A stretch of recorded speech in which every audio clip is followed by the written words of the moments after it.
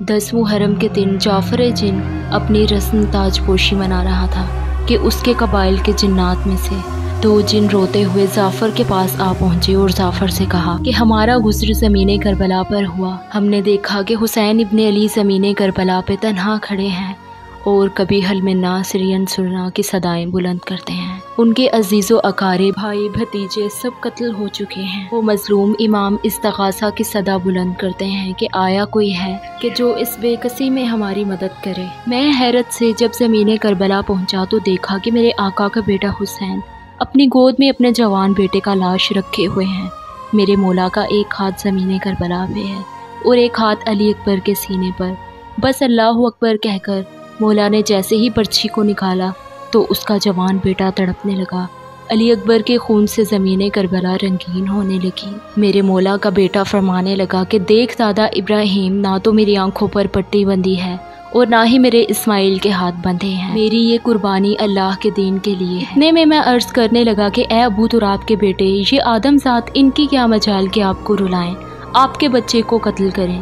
آپ مجھے حکم دیں، میں لاکھوں جنات اپنے ساتھ لایا ہوں کہ جس طرح سے میں نے اور میرے قبیلے نے جنات پہ فتح حاصل کی، ان آدم ذات کو بھی ہم مل کر شکست دیں گے۔ جعفر کا یہ کہنا تھا تو امام حسین علیہ السلام نے فرمایا کہ جعفر ٹھہر جاؤ، یہ شجاعت کا امتحان نہیں بلکہ صبر کا امتحان ہے۔ یہ دیکھو جبرائیل و میکائیل کھڑے ہیں، یہ دیکھو اسرافیل و اسرائیل کھڑے ہیں۔ جعفر دیکھ یہ زمین میری نصرت کے لیے کیا کہتی ہے، جعفر دیکھ یہ آسمان میری نصرت کے لیے کیا کہتا ہے، جعفر دیکھ یہ زمین پھٹنے کے لیے ابھی تیار ہے، جعفر دیکھ تجھ سے پہلے جنات قبیلے ناکام نکالا اور رہات و نسب کے قبائل پہلے سے کھڑے ہیں۔ جب میں نے ان کو مدد کے لیے نہیں کہا تو تم بھی صبر کرو اور دیکھو کہ اولاد آدم میں وہ جو اس نے کہا تھا کہ کچھ خاص آئیں گے، وہ خاص کیوں خاص ہیں۔ بس میں دیکھتا رہا اور میری قوم روتی رہی۔ اتنے میں میرے امام اپنے ننھے بچے کو لے کر آئے اور آدم ذات سے کہنے لگے کہ اے لوگو، اس معصوم بچے کو 2 گھونٹ پانی پلاؤ۔ میں دیکھ رہا تھا کہ ابو تراب کا پوتا پیاس سے تڑپ رہا تھا اور آدم ذات ہنس رہے تھے، جنات و فرشتے انبیاء رو رہے تھے۔ پھر سے میں آیا اور عرض کرنے لگا کہ اے میرے مولا کے بیٹے، مجھے ایک دفعہ حکم دیں، میں نہر فرات آپ کے قدموں پہ بہا دوں۔ امام حسین نے کہا کہ جعفر، تو میری خوشی چاہتا ہے اور میں اس کی خوشی چاہتا ہوں۔ اس کی خوشی یہ ہے کہ میں اور میری اولاد، میرے جوان، میرے بوڑھے اس کربلا میں کٹ جائیں، ہماری لاشوں پر گھوڑے دوڑائے جائیں، ہماری عورتوں کو بے پردہ کر کے بازاروں میں پھرایا جائے۔ جب تک نبی کا خاندان اس راستے سے نہیں گزرے گا تب تک اللہ کا دین نہیں بچے گا۔ میں دیکھتا رہا، بار بار فریاد کرتا رہا، لیکن امام حسین ایک ایک قربانی دیتے رہے۔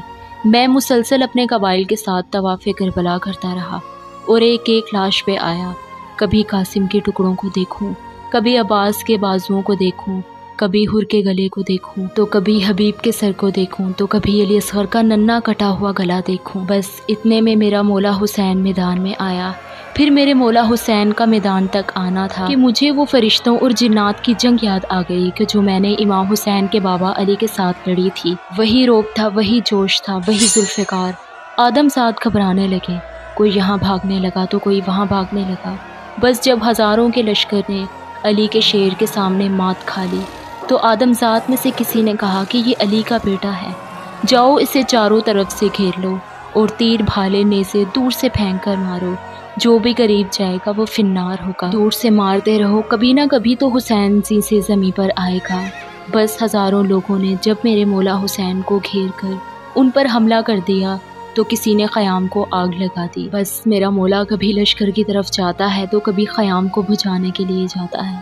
میں ادھر سے ادھر بھاگتا رہا، کہتا رہا کہ میرے مولا مجھے حکم دیں۔ اتنے میں آواز غیب آتی ہے کہ اے حسین، تو کامیاب ہوا۔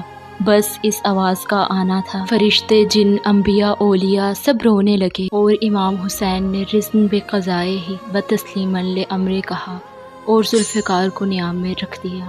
بس اتنے میں نے دیکھا کہ میرا امام ایلیا آ گیا، ان کے سر سے امامہ گر گیا، میری شہزادی فاطمہ آ گئی، اللہ کا محبوب آ گیا۔ امام حسین گھوڑے کی زین سے زمین کو آتے ہیں، سجدے میں سر ہے اور اللہ کا ذکر ہے۔ سب دیکھنے لگے کہ ایک عاشق اپنے معشوق کو کس طرح سے راضی کر رہا ہے۔ کسی میں اتنی ہمت نہ تھی کہ کچھ کہہ سکے۔ اتنے میں ایک آدم زاد آیا اور ہنس ہنس کر کہنے لگا کہ حسین کا سر تو میں کاٹوں گا، اس کے سر کے بدلے اس کے سر کے وزن جتنا مجھے سونا ملے گا۔ میں کہنے لگا کہ اے بدبخت، پہچان اپنے آپ کو، تو اشرف المخلوقات ہے، تو ان کے صدقے بنا ہے، کیوں اس جھوٹی دنیا کے لیے اپنی جنت کو تباہ کر رہا ہے اور اپنے لیے دوزخ کو لکھ رہا ہے۔ بس میری پاک آواز ان نجس کانوں تک نہ پہنچی اور میں چیختا رہا۔ اتنے میں امام حسین کا پاک گلا کٹ گیا۔